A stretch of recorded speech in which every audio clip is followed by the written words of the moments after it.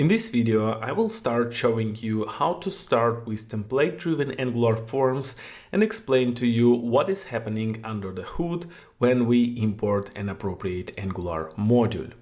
So let me open a component where we will be mostly working. It is called template forms page. As you can see, the component is almost empty, but if we jump to the components template, you can see that we have some HTML form. Nothing special actually here. This form has no Angular directives, components, handlers, or anything else. Just a pure HTML5 form. And this is how it looks in the browser. Pay attention that when I click the Save button, the page is being reloaded, which is actually the default behavior. Well, in order to start with template-driven forms in Angular, we have to import an appropriate module for that. If you build your application with ng modules, you can import the forms module into the module where you are going to use its features. But if you use standalone components as I do in this course, then you need to add the module to the imports array for the component. Forms module is responsible exclusively for template-driven forms, and once I import forms module, I activate this kind of Angular form in this component. Or module if you use them.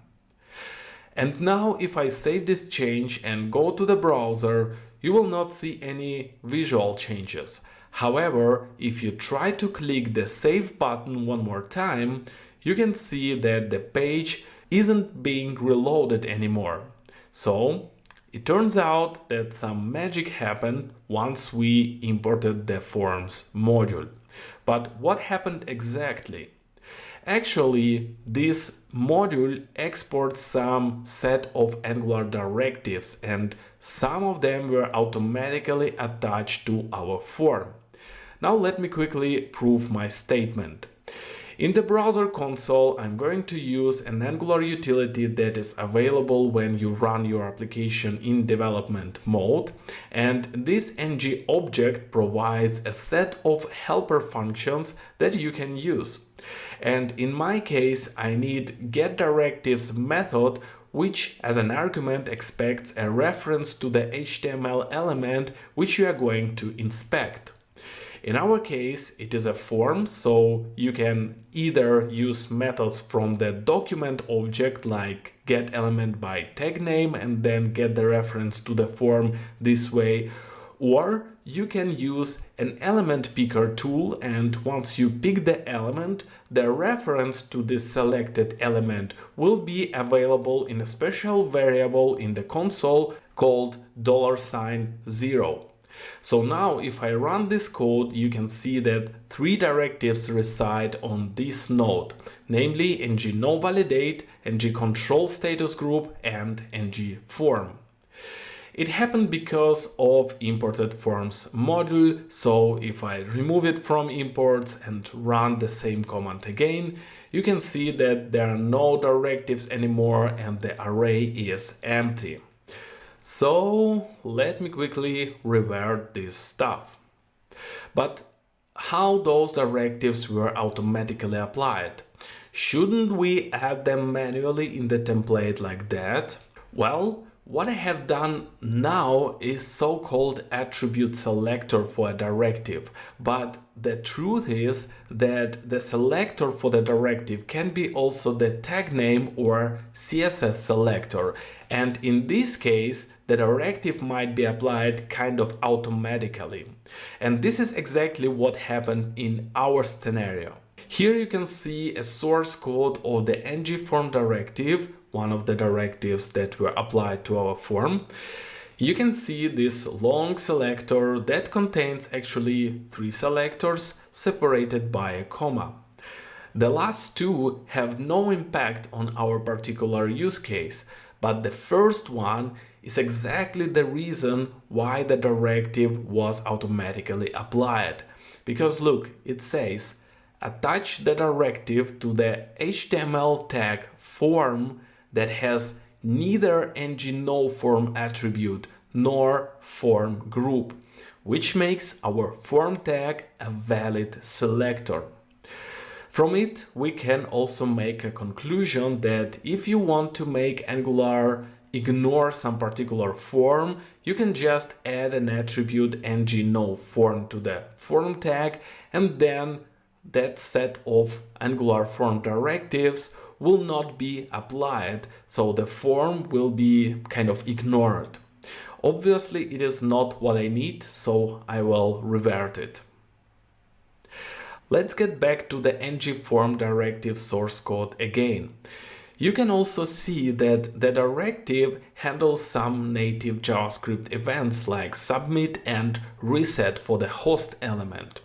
By the way, this notation is equivalent to the host binding decorator that is most probably more familiar to you.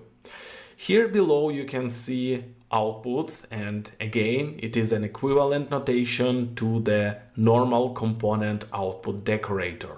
So now when the submit event happens for the form, this directive reacts and handles it by doing some control synchronization, emitting ngSubmit output, passing the native event as a value, and then it returns false. That actually prevents page reloading.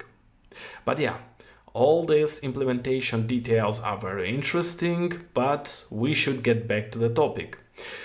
While we are inside the Angular source code, I would suggest you also quickly have a look at the forms module itself.